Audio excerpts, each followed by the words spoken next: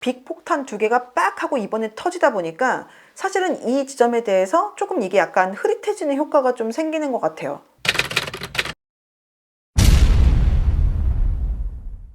얼마 전에 괜찮은 뉴스의 주창훈 대표님을 모시고 2028 대입 개편에 대해서 귀한 손님 모시고 귀한 말씀을 들었는데요. 그때는 제가 이제 대표님에 대한 저의 팬심을 담아서 경청하고 듣는 입장이었다면 이번에는 좀 저의 생각을 조금 정리를 해보려고 합니다. 이미 좀 어느 정도 내용들에 대해서 기본적인 어떤 뉴스를 통해 많이 이제 들으셨을 것 같아서 그 내용을 정리를 한다라는 개념이라기보다는 저의 생각이 좀 약간 다른 지점이나 아니면은 제가 요거는 좀 더 생각을 해봐야 되지 않을까 하는 부분만 몇 가지만 좀 짚어보려고 해요. 녹화 끝난 다음에 제가 좀 찬찬히 보니까 이거 되게 정교하게 짜여져 있다? 이런 느낌을 사실 받았어요. 제가 지금 말씀드리는 그 포인트가 뭐냐면은 이번 어떤 발표를 가만 보면은 내신이 어떻게 바뀌었다. 5등급제로. 그 다음에 수능이 어떻게 바뀌었다. 이렇게 바뀔 거다 하는 내신과 수능 얘기만 있지 서류에 대한 얘기가 거의 없거든요. 서류에 대한 얘기는 사실은 지난 6월 달에 있었던 발표 여기 이렇게 이렇게 제가 심지어는 설명회 녹화본도 올렸습니다. 그래서 그걸 좀 참고하시면은 좀 더 이해하시기 좋을 것 같은데 그때 같은 경우는 사실은 서류에 대한 어떤 바뀌는 어떤 지점들에 대해서 예상할 수 있는 지점들이 발표가 많이 됐어요. 근데 이번에 같이 발표 안 됐단 말이에요. 그러면서 이번 발표에서 서류 얘기가 없다 보니까 6월 달에 있었던 발표들이 있음에도 불구하고 그거랑 같이 묶어갖고 지금 얘기가 같이 안 나오고 있는 상황이라고 저는 느껴지거든요. 그러다 보니까 그거랑 같이 엮어가지고 우리가 이걸 합쳐가지고 봐야지 온전하게 지금 바뀌는 어떤 상황에 대해서 이해할 수 있지 않을까 싶어요.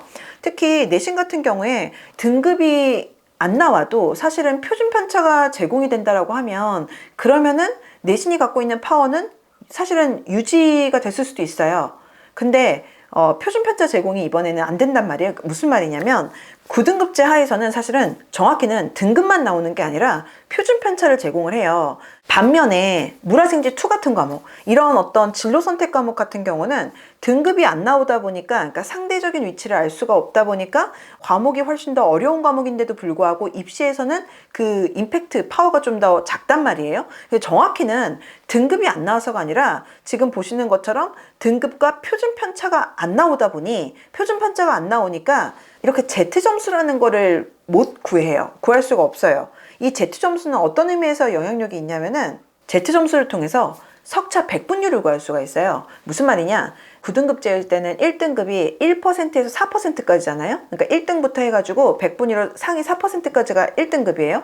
근데 사실은 1%인 학생이랑 4%인 학생은 다르잖아요. 그리고 1%인 학생이랑 4%인 학생이 쓰는 원서도 사실은 달라요. 2등급도 마찬가지예요. 5%인 학생이랑 11%인 학생이 학교에서의 어떤 위치나 아니면은 원서 쓰는 패턴은 사실은 다르거든요. 근데 우리는 그걸 합쳐서 그냥 1등급, 합쳐서 2등급이라고 하는데 실제로 대학에서는 특히 상위권 대학 같은 경우는 이게 최상위권 같은 경우는 등수 한 개 한 개가 엄청 이게 크잖아요.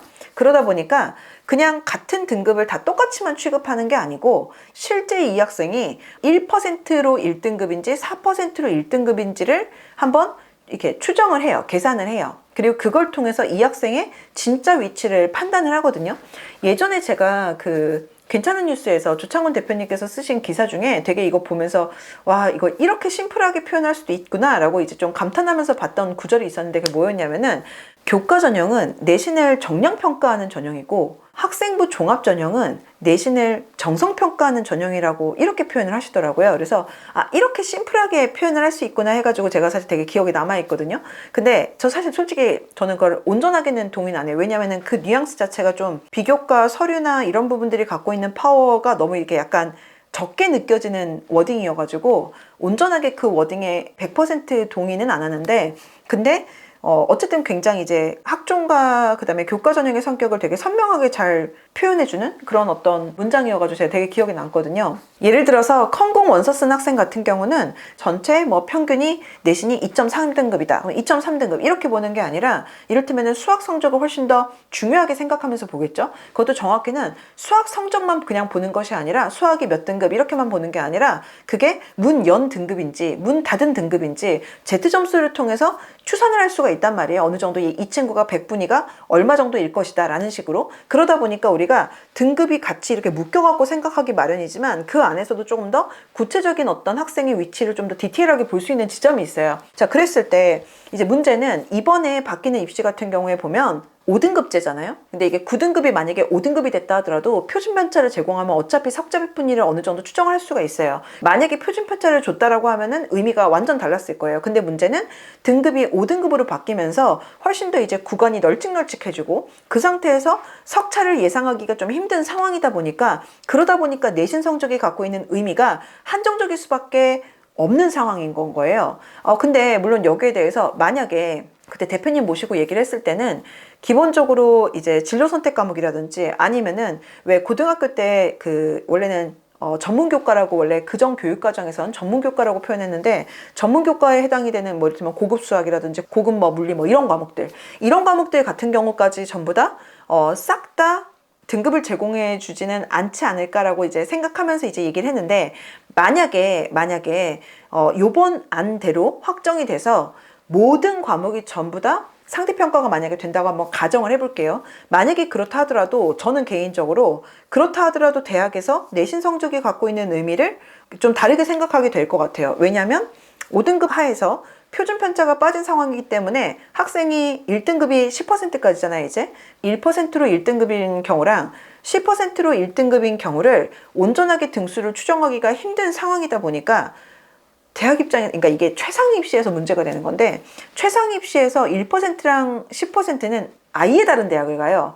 그러다 보니까 이런 부분들 같은 경우를 생각하면 최상위권 학교 입장에서는 내신 성적을 온전하게 반영하기는 힘든 건 거죠. 물론 여기에 대해서 만약에 모든 과목들이 전부 다 만약에 상대평가가 된다라고 하면 그러면은 변별력이 있다로 지금 나오기도 하는 것 같은데 저는 개인적으로 변별은 있을 수 있는데 그러니까 동점자가 많이 안 생기고 입시에서 쓸 수 있을 만큼의 변별은 있을 수 있을 것 같은데 근데 가만 생각해보면 대학의 목적은 변별이 아니고 대학의 궁극적인 목적은 우수한 학생을 뽑는 거잖아요. 그러면은 그 부분들을 생각을 해보면 변별만 된다고 해서 줄을 세울 수 있고 그 다음에 동점자가 좀 제한적일 수 있다고 해서 그러면은 내신 성적을 온전하게 다 그대로 반영을 할 것이냐 이건 조금 다른 차원의 문제일 수가 있는 건 거죠. 만약에 지금 상황이라고 하면 어쨌든 간에 2, 3학년 때 배우는 과목까지가 싹 다 등급이 나와서 그렇게 된다고 하면은 5월 1등급이 말이 쉽지 사실은 쉽진 않은 거는 분명히 맞으니까 5월 1등급이 생각보다 많지 않을 수 있고 그러다 보니까 어느 정도는 변별이 아주 극상위 학교들을 빼놓고는 가능하다라고 볼 수도 있으나 저는 제가 만약에 대학교 입학처장이고 입학본부장이고 막 이러면은 글쎄요. 만약에 1등급이라고 해도 이게 등수를 추산할 수 없는 상태에서 1%랑 10%가 그냥 똑같이 보이는 상황이라고 하면 그렇다고 하면은 아무리 3년치가 다 나온다 하더라도 변별은 되겠지만 그거를 엄청 의미 있게 설계하지는 저는 않을 것 같아요.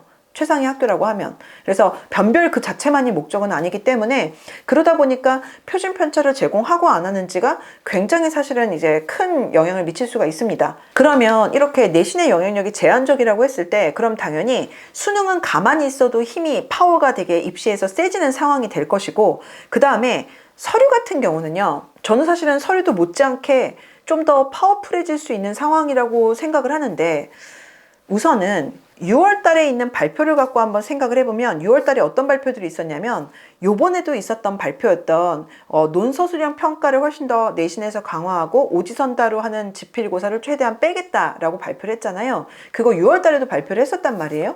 요거 같은 경우도 사실 이거 말이 나올 것 같은데 저는 사실 그렇게 생각해요. 제가 그냥 느끼기에는 체감적으로 저는 그냥 저의 생각은 대학은 고등학교에서 만든 기록을 온전하게 100% 믿지는 않고 선발 고등학교들은 중학교에서 만들어진 기록들을 온전하게 100%는 신뢰 안 한다고 사실 저는 생각을 해요. 그러니까 완전 불신한다라는 의미는 아니고요. 완전 불신한다까지는 아니긴 한데 그러니까 정말 말 그대로 100% 믿지는 않는다. 100% 믿지 않고 어느 정도 이제 참고해가면서 본다.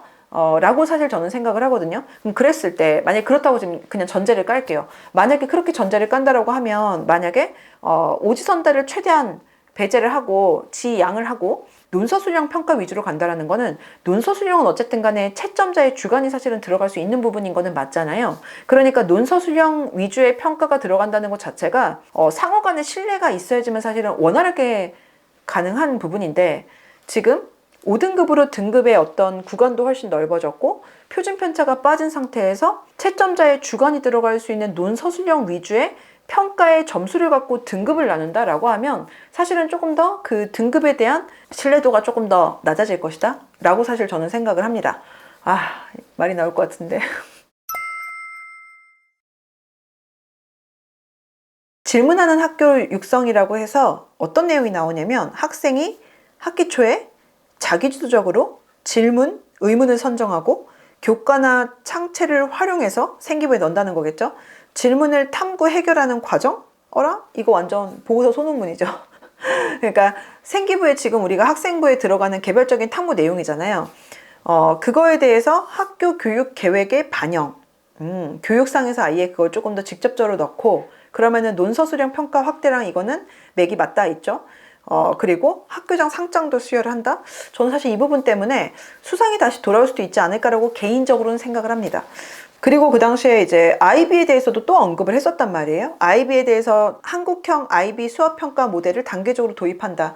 어느 정도 얼마나 빠르게 급격하게 할지 모르겠지만 혹시 기억하실지 모르겠는데, 요거 발표 6월 달에 난 다음에 전국에 곳곳에 몇 군데를 이제 이주 교육부 장관께서 추가적으로 일단 그런 교육 특구들을 이렇게 좀 더 지정을 해서 IB 좀 더 할 수 있게 아예 특정 지역들을 지정을 해버렸단 말이에요. 그러면서 이제 조금 더 본격적으로 IB가 좀 더 확대가 될 수 있을 것 같은데, 좀 더 정확히 IB 형태의 그 무언가, IB스럽게 무언가, 과정 중심의 평가를 하는 그 무언가, 그게 이제 될 거란 말이죠. 그래서 이런 부분들 같은 경우도 훨씬 더 서류의 힘을 굉장히 세게 줄 수 있는 어떤 부분이고요. 사실 이 부분 같은 경우도 좀 우리가 눈여겨봐야 된다라고 보는데, 대입 연계 강화라고 해서 대학에 이제 고교학점제 어쨌든 세대니까 대학에 대입에 제공되는 어떤 정보를 유의미하게 확대를 하겠다는 내용인데, 그러면서 학교 생활 기록부를 통해 학교의 교육과정 편성 현황이랑 과목별 학습 내용 평가 방법을 대학에 추가 제공한대요. 지금 현재 학종 같은 경우 사실은 블라인드 이후에 굉장히 정량화되어 있어요. 그러니까 무슨 말이냐면은 지금 현재 고등학생들 같은 경우에는 입시가 학종 같은 경우가 전 정권에서 있었던 정치적인 어떤 여러 가지 이슈와 사건들 이후에, 그러면서 그때 정시 40%를 못 받고 블라인드가 이제 됐고, 그 다음에 그 당시에 같이 발표 나온 게, 그러면서 상위권 학교들은 사실은 교과 전형이 거의 없었는데 교과 전형을 새로 이제 깔게 됐죠. 그래서 지금은 우리가 알고 있는 유명한 대학들 같은 경우는 대부분 다 교과 전형이 있어요. 뭐 서울대 정도만 빼고, 서울대는 직윤을 교과 전형이라고 하면은 안 될 테니까 이런 상황인데, 근데 블라인드가 되면서 그 당시에 그냥 블라인드만 된 게 아니라 생기부에 학생부에 들어가는 부분들을 상당히 많이 뺐어요. 그러면서 이를테면은 수상도 빠지고, 그 다음에 뭐 이를테면은 독서도 빠지고, 자율동아리도 빠지고, 외부 봉사도 빠지고, 뭐 이런 것들이 이제 쫙 빠졌고, 그러면서 뭐 글자 수도 되게 이제 좀 제한이 됐고, 이러면서 생기부에서 학생부에서 이렇게 좀 서류 평가를 할 수 있는 부분이 전에 비해서 굉장히, 자소도 빠지고, 그러면서 이게 막 쫙 빠지다 보니까, 그러면서 이제 학생부 종합 전형임에도 불구하고 내신 성적이 갖고 있는 파워가 너무 세졌고, 그러면서 약간 좀 뭐랄까, 학생부 종합 전형이 약간 정량화된 어떤 지점들이 있었거든요. 근데 그런 부분들이 있었다 보니까 이게 긍정적인 측면도 있었겠죠. 그리고 이로 인해서 생긴 어떤 학생부 종합 전형이 종합 전형스럽지 못하게 운영이 되게 됐던 어떤 부분들도 있어요. 그러면서 그게 지금 얘기 또 계속 나오고 있는 거고, 그런 상황인데, 근데 여기서 지금 나오는 학교의 교육과정 편성 현황을 학생부를 통해서 제공을 한대요. 원래는 학종에서 입사관들이 서류를 평가를 할 때 학생의 서류, 생기부, 학생부를 보고, 그 다음에 그거와 더불어서 컴퓨터 화면상에서 그 학생의 학교 이름은 블라인드가 되지만 그 학교의 3년간의, 지난 3년간의 교과 편제 과정은 이제 제공이 돼요. 그래서 사실 이게 블라인드 어떻게 보면 제도적인 허점일 수도 있는데, 만약에 맘먹고 학생의 학교를 유추하려고 하면은 가능할 수 있는 지점이 있었거든요. 근데 이거에 대해서는 또 몇 번 제가 얘기도 했습니다. 근데 어쨌든 그런 상황인데, 이거를 아예 여기 지금 워딩에 의하면 학교 생활 기록부를 통해 학교의 교육과정 편성 현황을 학생부에다가 붙인다는 거예요. 그러면서 제공을 한다는 거예요. 그러면 학생의 생기부에다가 지난 3년간의 교과 편제 과정을 같이 실어버리면, 예를 들어서 이런 상황이 된다라고 하면은 같은 학교 학생들끼리 그룹화해서 묶는 게 훨씬 어렵지 않겠죠. 근데다가 이것만 제공하는 게 아니라 뭐라고 돼 있냐면 과목별 학습 내용 평가 방법을 대학에 추가 제공한대요. 과목별 학습 내용과 평가 방법 같은 경우는 아마 이런 형태이지 않을까 싶어요. 그 학교 알림이를 들어가 보시면 학교 알림이에 요새는 지금 모든 학교들이 다 의무적으로 이제 실어야 되는데 학교 알림이에다가 그 어떤 식으로 그 뭐 수행이 나오는지 뭐 어떤 식으로 채점을 하는 기준이 무엇인지 이런 것들을 교사분들께서 이렇게 문서화 해가지고 이게 올려놓거든요. 올려놓으세요. 그거를 이제 학생부에다가 같이 집어넣는다는 거예요. 이건 엄청나게 사실은 학생부가 좀 더 의미 있게 많아질 수 있는 어떤 지점이고, 근데다가 참고로 2022 교육과정이 되면서 똑같은 과목이라 하더라도 이 똑같은 과목이 여러 개로 지금 쪼개진 상태예요. 그 앞에 교육과정에 비해서. 그러다 보니까 원래 학생부 상에서 세특 같은 경우에 한 과목의 글자 수가 정해져 있어요. 500자로, 정확히는 1500바이트인데. 근데 그러다 보니까 지금 한 과목이 여러 개 과목으로 이게 쪼개졌다는 거는 사실은 세특 글자 수가 그만큼 늘었다는 거거든요. 그러다 보니까 이런 부분들이 대학에다가 좀 더 지금 현재 블라인드가 유지되고 있고, 그 다음에 12월 공청회 이후에 최종 발표에서 생기부를 반영하는 방식이 대단하게 더 플러스가 무언가 더 제공되지 만약에 않는다 하더라도 이것만으로도 상당히 블라인드가 좀 완화되는 효과는 있고, 그러다 보니까 실제로 6월 달에 이거 발표가 나면서 블라인드 일부 완화 내지는 블라인드 완화 이런 식으로 이제 표현이 많이 됐었거든요. 이런 부분들이 있다 보니까 정리를 하면 이런 지점들은 사실 전부 다 굉장히 사실은 서류 평가를 되게 대학에서 할 수 있을 만한 어떤 상황에 힘을 실어주는 어떤 이슈들인데, 만약에 이번 내신이랑 수능 발표에다가 여기다가 지금 제가 말씀드렸던 6월 달에 있었던 발표들을 합쳐갖고 만약에 발표를 했다면 이게 받아들여지는 뉘앙스가 좀 되게 사실은 달랐을 것 같거든요. 근데 지금 요거를 6월 달에 싹 발표하고 그 다음에 빅폭탄 2개가 빡 하고 이번에 터지다 보니까 사실은 이 지점에 대해서 조금 이게 약간 흐릿해지는 효과가 좀 생기는 것 같아요. 그래서 사실 여론은 보통 일반적으로 조금 더 정량적인 평가들, 그게 뭐가 됐던지 간에 그런 부분들에 대해서 조금 더 이제 많이 지지를 하고, 그게 뭐 옳고 그르고 어느 쪽이 더 맞고 이걸 다 떠나서 그쪽을 조금 더 지지하고, 그 다음에 어떤 학종이나 서류 평가에 대해서는 사회적인 지금 신뢰도가 어쨌든 높지가 않잖아요. 그러다 보니까 이게 진실이 뭐고 이거 다 떠나서 사회적인 신뢰도가 높지 않다 보니까, 근데 이제 지금까지 교육부에서 한 발표들과 교육계에서 지금까지 해오려고 했던 방향은 고교학점제부터 시작해서 조금 더 과정 중심의 평가와 그 다음에 대학에서 좀 더 이제 학종이라고 우리가 표현하는 그 형태의 어떤 무언가 그런 입시를 하려고 계속 해왔잖아요. 근데 그런 상황에서 이런 부분들에 대한 어떤 그 반감이나 아니면은 불신이 있는데, 요거를 6월 달에 발표하고 요번에 내신과 수능의 변화가 굉장히 큰 상황이다 보니까 총선 전에 발표하기 되게 좋은 그림이었다. 그래서 이런 부분들이 굉장히 이제 서류가 힘이 실려질 수 있다라고 해석할 수 있는 지점들이 상당히 조금 이렇게 약간 그 흐려지는 부분이 있지 않나 싶어요. 저는 그래서 사실 지금 요번에 발표한 거를 가만 들여다보면서 이거 왜 이렇게 서류에 대한 평가 내용이 이렇게 없지? 라고 생각을 하면서 6월 달에 이미 이렇게 좀 세팅이 됐나? 라고 생각이 드는 부분도 사실은 있어요. 어쨌든 그거는 뭐 그냥 저의 상상이고요. 그런 부분들을 놓고 봤을 때 내신의 파워가 이게 쭈그러들면서 서류나 아니면은 수능이 갖고 있는 파워는 동시에 커진다고 보는 게 맞지만, 다만 여기서 서류 같은 경우가 파워가 커지는 것, 즉 학종이 확대가 되는 거는 한계가 있긴 해요. 제가 지금 말씀드리긴 했지만 어쨌든 서류 평가가 좀 더 기존에 비해서는 좀 더 할 수 있을 만한 지점들이 좀 더 생기긴 했으나, 어쨌든 간에 대학이 만족할 정도까지는 아마 아니고요. 지금까지만 놓고 봤을 때는 그런 부분도 있고, 그 다음에 학종 같은 경우 어쨌든 이게 서류가 됐든 면접이 됐든 이런 평가를 하려면 이거 사람이 하는 거잖아요. 결국에는 입사관들이 충분히 있어야 되고, 이거 사실 인건비 문제거든요. 그러다 보니까 사실 재정적으로 취약하고, 그 다음에 지방에 있는 대학들 같은 경우 학종을 제대로 운영을 못하는 이유 중에 하나가 사실 이 지점인데, 이런 부분 같은 경우 저는 개인적으로 만약에 어쨌든 정부가 좀 더 IB 혹은 한국식 IB인 KB 또 다른 무엇이든지 간에 그런 방향으로 과정 중심의 평가를 하는 방향으로 계속 가려고 한다고 하면, 사실 기존에 처음에 학종 도입했을 때도 마찬가지로 학종이 제대로 운영이 되기 위해서는 교육부의 예산이 어느 정도 대학에 제공이 됐기 때문에 사실 가능한 지점들이 있었거든요. 이거는 사실은 정부와 교육부의 의지가 있으면은 커버 가능한 부분이지 않을까라고 생각하는 부분도 있습니다. 그러니까 그런 어떤 예산의 어떤 문제라든지 그다음에 인력에 대한 문제 같은 경우는 가능하지 않을까라고 저는 사실 생각을 하고요. 다만 이거를 대학 입장에서도 얼마나 확대를 원할 것이냐, 이거는 또 대학 입장마다도 또 다를 것 같고, 그런 부분들이 있다 보니까 어쨌든 학종만 이렇게 확대가 된다라기보다는 수능에서 비록 과탐 과목들이 빠지고 한다 하더라도 수능 자체가 갖고 있는 영향력은 굉장히 좀 커질 수 있겠다 싶은 부분이 있어요. 다만 수능만 커지는 게 아니라 저는 이제 학종이 갖고 있는 영향력도 이런 부분을 같이 이제 생각하고 합쳐갖고 놓고 보면은 상당히 커질 수 있는 지점이 있다. 그 다음에 이렇게 만약에 된다라고 하면 개인적으로는 이런 부분들을 생각해 볼 수 있을 것 같아요.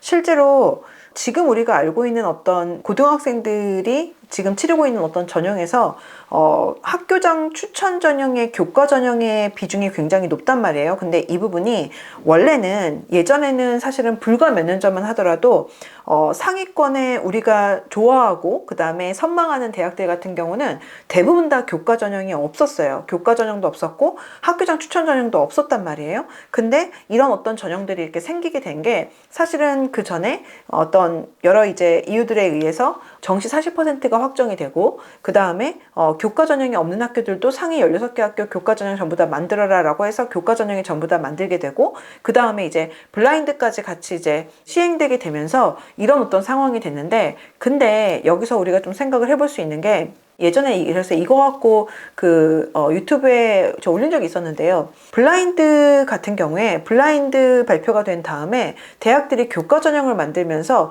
굳이 마치 짠 것처럼 모든 학교들이 전부 다 교과 전형을 학교장 추천 전형으로 만들었단 말이에요. 학교장 추천 전형을 하게 되면은 어떤 특징이 있냐면 학교에서 이제 뭐 4%면 4%, 뭐 5%면 5%, 뭐 10명이면 10명 이런 식으로 학교장 추천 전형을 그 학교에서 받은 학생들만 원서를 쓸 수가 있어요. 근데 학교장 추천 전형 받은 학생들이 원서를 쓴 게 맞는지 아니면은 학교장 추천을 받지 않았음에도 불구하고 자격이 안 되는데도 불구하고 원서를 쓴 것인지를 대학 입장에서 이거에 구분이 돼야 되잖아요. 그러다 보니까 학교장 추천 전형 같은 경우에 쓴 친구들 같은 경우는 확인이 가능하거든요. 그러면 이게 어떤 상황이 되냐면 대학 입장에서는 학교장 추천 전형을 운영하게 되면 그 추천 인원 지원한 학생들만큼 각 고등학교별로 사실은 표본이 생기거든요. 그러면 표본이 생긴다고 했을 때 이거를 추측을 해보는 거예요. 그러면은 그렇게 된다라고 하면은 그 표본을 통해서 대학들이 만약에 블라인드를 한다 하더라도 각 고등학교별 표본 샘플이 생기게 되는 거니까 블라인드가 무용지물이 되는 어떤 상황이 생길 수도 있겠죠. 한번 상상을 해보는 거예요. 자, 그러면은 만약에 그런다고 했을 때 만약에 6월 달에 있었던 발표처럼 만약에 교육과정 편성에 대해서 지원자의 고등학교 지난 3년간의 학교 교육과정 편성 현황과 과목별 학습 내용과 평가 방법에 대해서 싹 다 만약에 학생부 상에서 확인이 가능한다면 그러면은 블라인드 완화, 일부 완화 뭐 이렇게 표현할 수 있고, 사실상 그렇게 되면은 블라인드가 큰 의미가 없을 수도 있겠죠. 경우에 따라서. 만약에 그리고 그렇게 된다라고 하면 대학 입장에서 교과 전형을 굳이 학교장 추천 전형으로 만들 필요가 있을까? 사실 학교장 추천 전형의 교과 전형이 지금처럼 대부분의 학교가 생기기 전에는 사실은 추천 전형은 서울대 빼고는 뭐 그렇게 의미 있게 많이 작용되지를 않았어요. 많이 있지를 않았단 말이에요. 근데 지금은 너무나 당연하게 있잖아요. 그러다 보니까 블라인드가 이제 시행됨으로 인해서 생기는 장점도 있고 단점도 있긴 하지만, 근데 블라인드로 인해서 어쨌든 학종에서 서류를 평가할 때 그게 이제 제한되는 거가 있는 것도 맞거든요. 그래서 만약에 지금 이런 부분들 때문에 지금 공청회 이후에 12월 달에 최종 발표될 때 서류 평가하는 방식이나 대학에 제공되는 자료에 대해서도 다시 논의가 될 수 있는 지점이 있고, 만약에 지금보다 좀 더 많은 자료들이 좀 더 제공되는 상황이 되거나 블라인드가 좀 더 약화되는 어떤 상황이 된다라고 하면 지금 6월 달에 있었던 발표 같은 경우도 상당히 서류 변별을 기존에 비해서는 좀 더 할 수 있는 어떤 상황이 되는 건데, 이렇게 된다라고 하면 전반적으로 봤을 때 교과 전형이 첫 번째로는 순수 교과 전형이 특히 상위권 학교에서 운영되기 힘든 지점이 있고, 두 번째로는 교과 전형이 있다 하더라도 지금처럼 굳이 학교장 추천 전형을 만들 필요가 있나 싶은 부분은 있고요. 그 다음에 세 번째로는 학종이든 교과든지 간에 최상위권 학교 같은 경우는 설령 변별이 된다 하더라도 표준 편차가 없는 이상 등수를 추정할 수는 없기 때문에 한계는 있기 때문에 그렇다고 하면은 상위권 학교로 올라가면 올라갈수록 변별 여부와 상관없이 대학에서 학생을 선발할 때 내신 성적이 갖고 있는 어떤 의미와 무게에 대해서 다르게 설계를 할 가능성이 있겠다. 그리고 그런 만큼 저는 어떻게 보면은 그렇기 때문에 학종이 더 펼쳐지는 게 조금 더 한계가 있을 수는 있을 것 같아요. 무슨 말이냐면은 학종 같은 경우 마치 아까 제가 그 조창훈 대표님의 말씀처럼 학생부 종합전형은 내신을 정성평가하는 전형이라고 우리가 이해를 하게 되면 만약에 내신 성적이 온전하게 학생의 학교에서의 위치를, 고등학교에서의 위치를 설명해주지 못하는 상황이면 사실 이거는 교과전형에도 제한이 되지만 학종에도 사실은 제한이 되는 거거든요. 그러다 보니까 서류를 조금 더 볼 수 있는 지점이 커진다 하더라도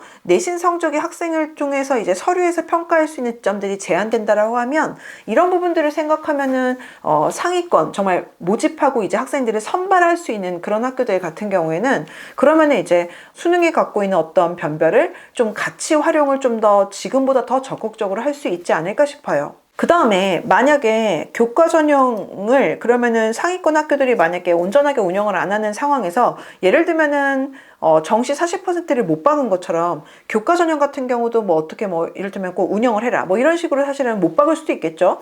만약에 그런 상황이 된다 하더라도 저는 사실 그게 큰 의미가 있을까 싶은 게 사실 지금도 이미 지금 현재 상황에서도 교과 전형인데도 불구하고 말이 교과 전형이지 실제로는 교과 전형스럽지 않은 교과 전형들이 분명히 존재하거든요. 교과 전형인데도 불구하고 서류 평가가 들어간다든지 교과 전형인데도 불구하고 면접을 한다든지 교과 전형인데도 불구하고 내신을 계산하는 방식이 학생들의 편차를 되게 줄이는 방향으로 간다든지 예를 들어서 동국대 이런 학교들 같은 경우는 말이 교과 전형이지 이건 순수 교과 전형이랑 되게 거리가 멀단 말이에요. 어떤 학교는 교과 전형에 탈을 쓴 학종스럽기도 하고 교과 전형인데 수능 체제를 만약에 굉장히 세게 주면은 교과 전형에 탈을 쓴 수능 위주 전형 같은 상황이 되겠죠. 그래서 이런 상황이다 보니까 교과 전형의 비율을 만약에 강제한다 하더라도 사실은 충분히 얼마든지 학종 혹은 수능 위주 전형으로 공이 넘어갈 수 있는 거라서 전체적으로 종합을 해봤을 때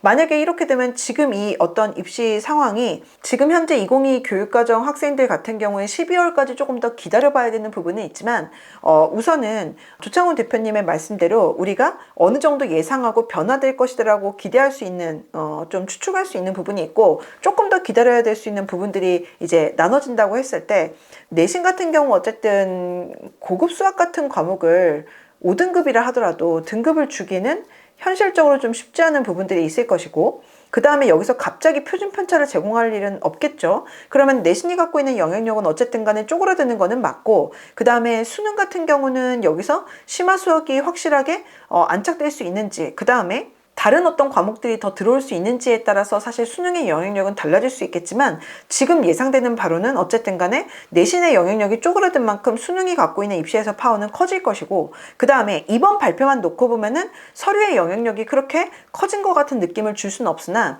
내신이 줄어든 만큼 내신의 힘이 줄어든 만큼 서류가 갖고 있는 힘이 조금 더 커질 수 있는 지점이 있는 데다가 6월 달에 발표를 갖고 이거를 같이 합쳐갖고 한번 종합적으로 한번 생각을 해본다고 하면 서류의 영향력은 사실은 조금 더 커졌다라고 보는 방향이 맞을 것 같아요. 그래서 고등학교를 선택을 이제 생각하시는 학부모님들 같은 경우도 저는 이렇게 되면은 우선은 내신의 영향력이 주는 만큼 내신 변별이 세고 그 다음에 내신 따기 힘든 학교들은 어디가 됐던지 간에 조금 더 긍정적인 어떤 상황이라고 볼 수 있고요. 그 다음에 수능의 영향력이 커진 만큼 수능을 준비하기 좋은 학교들 같은 경우 보통 이런 학교들이 이제 선발한 학교들이라든지 그러니까 치열한 학교들 그 다음에 잘한 친구들이 모여있는 학교들 그 다음에 아니면은 이제 학군지에 있는 일반고들 요런 쪽인데 요런 학교들 같은 경우가 이제 좀 더 이제 좀 더 유리한 어떤 상황이 될 수는 있겠고요. 좀 더 정확히는 유리함이 유지된다 정도가 되겠네요. 그 다음에 서류가 좀 더 이제 세게 힘을 발휘할 수 있는 상황이라고 한다고 하면 이거는 사실은 그 학종 대비가 되는 학교들 보통 선발한 학교들이나 아니면 일반고들 중에서도 일반고인데도 불구하고 학종으로 이름 날리는 지역에서 이름 날리는 일반고들이 보면 이제 간간이 있단 말이에요. 그런 학교들 같은 경우 조금 더 날개를 단 상황이 될 수 있고 바꿔 표현하면은 이거는 사실 저는 개인적으로는 이게 학교의 유형에 따라서 뭐 특목고가 유리하고 어디는 불리하고가 아니라 대학에서 블라인드가 지금보다 좀 더 완화된다라고 가정해 봤을 때 대학에서 봤을 때 학생들 수준이 높다라고 평가하는 학교, 그 학교의 유형이 중요한 게 아니라 대학에서 봤을 때 이 학교는 공부 잘하는 학교라고 하는 그 학교들이 가장 수혜자가 될 것 같아요. 그러면은 이제 아무래도 선발 학교들이랑 학군지 학교들이 되겠죠. 이게 바람직한 거냐? 그러면 이거는 사실은 저는 이제 뭐 정책을 제가 결정하는 사람은 아니다 보니까 바람직하다 아니다를 논할 건 아니라고 생각을 하는데, 어쨌든 바람직하고 아닌 걸 떠나서 지금의 어떤 이러한 변화 상황 같은 경우는 사실 저는 이렇게 이해하는 게 맞을 것 같아요. 그리고 우리가 좀 더 정확하게 이해를 해야지 우리 아이가 처한 상황에 맞춰가지고 내가 처한 상황에 맞춰서 조금 더 제대로 된 대비를 할 수 있지 않을까 싶습니다.